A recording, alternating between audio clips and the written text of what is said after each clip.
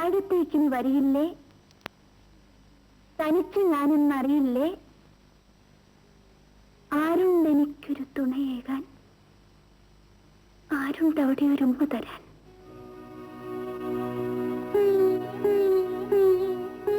ഒരു ഗുൾബോൾ. ഗുൾബോൾ അല്ല മോനെ, ഫുട്ബോൾ. അത് മോൻ വലുതാകുമ്പോ വാങ്ങിത്തരാം. പോരെ? ഞാൻ പോയിട്ട് വരാം.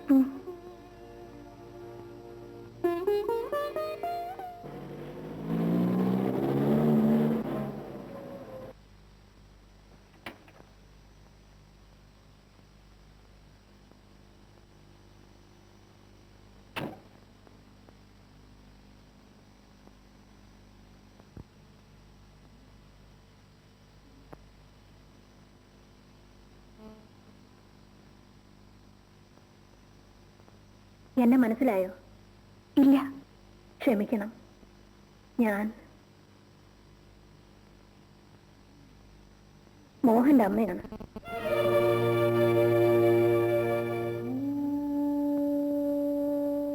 ഇതിനു മുൻപ് ഞാൻ കണ്ടിട്ടില്ല. കാണേണ്ട ഒരു കാര്യമൊക്കെ അടുത്തു വന്നതാണ്. അന്നത് നടന്നില്ല.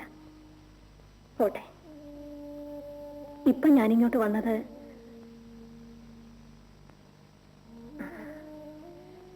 മോനായിരിക്കും. അതെ. എന്താ പേര്? കണ്ണൻ. കൊള്ളാം, നല്ല പേര്. മോൻ അപ്പുറത്ത് പോയിരുന്ന് എഴുതുവോ? കണ്ണൻ മുറി പേരിന് എഴുതിക്കൊള്ളൂ. ഇരിക്കാലോ?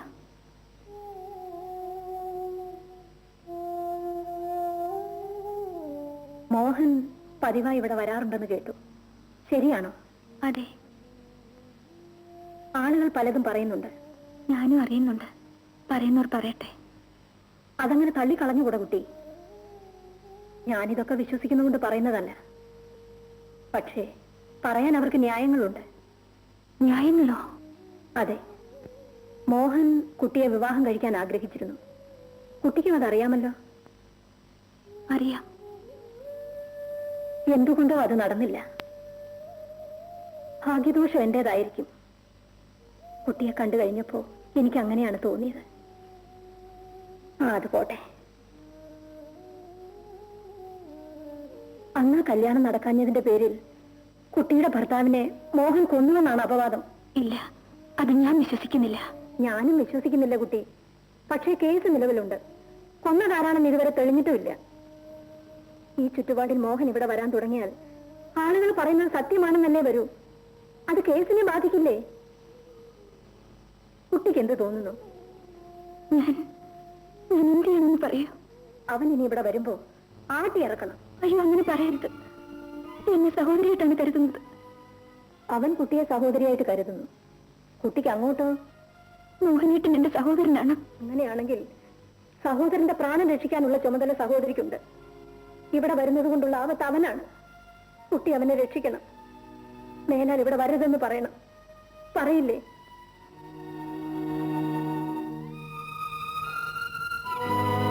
പറയില്ലേ രാധികെ?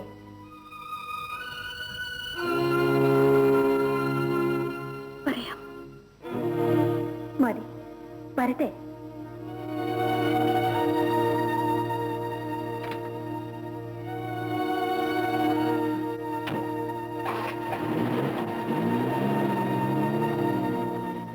ഇപ്പൊ സംഗതി ക്ലിയറായില്ലേ? ഇല്ല.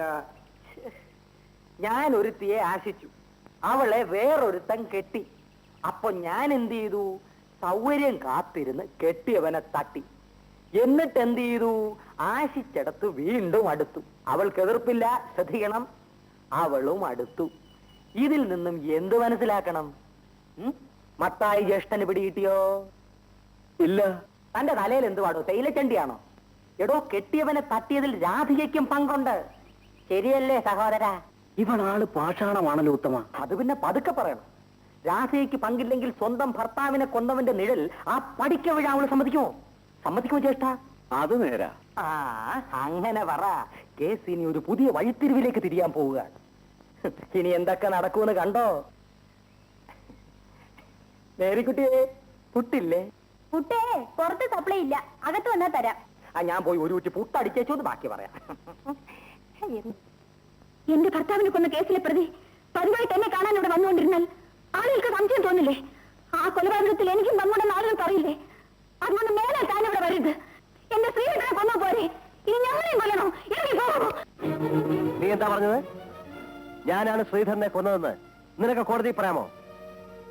ഒരു പ്രാവശ്യം ഒന്ന് പറഞ്ഞാൽ മതി, ഞാൻ കുറ്റം സമ്മതിക്കാം, ജയിലിൽ പോവാം, തൂക്കിലേറാം. പറയോടി. മോഹനേട്ടാ,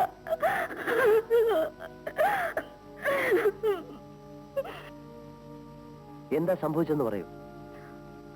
മോഹനേട്ടന്റെ അമ്മയോട് വന്നിരുന്നു. എന്തിനു വന്നു?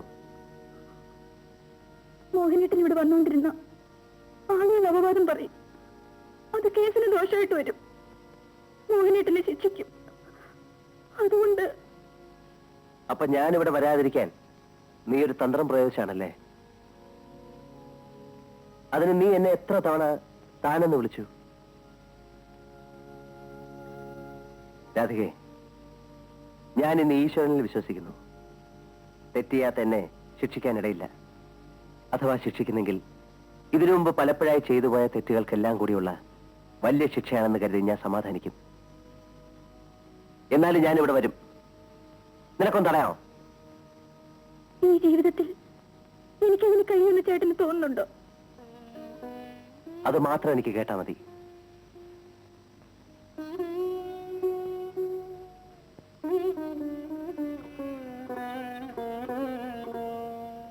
ഞാൻ അവിടെ ചെന്നിരുന്നെന്ന് രാധിക നിന്നോട് പറഞ്ഞു.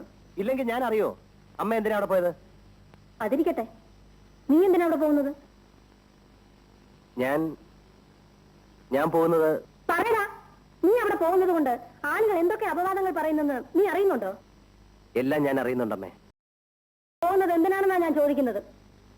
രാധികയെ എനിക്കിഷ്ടമാണ്, അത് തന്നെ കാര്യം. നിനക്ക് അത്രയേറെ ഇഷ്ടമാണെങ്കിൽ അവളെ അങ്ങ് വിവാഹം കഴിക്കടാ. എന്താ, ഒരിക്കൽ ആലോചിച്ചതല്ലേ? ഇപ്പൊ ഭർത്താവ് മരിച്ചു നിൽക്കുക. ആളുകളെ കൊണ്ടിങ്ങനെ അപവാദം പറയിപ്പിക്കുന്നതിനേക്കാൾ അതാണോ നല്ലത്?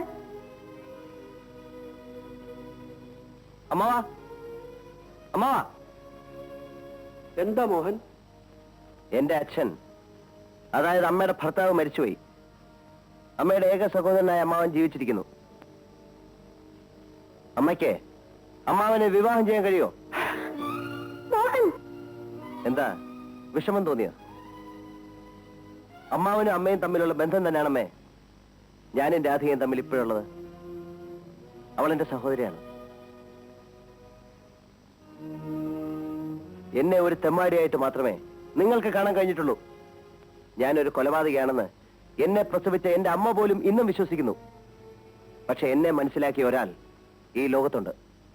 അതാണ് രാധിക. അവളെ കാണാൻ ഞാൻ പോവും. ആരെന്ത് പറഞ്ഞാലും ഞാൻ പോവും.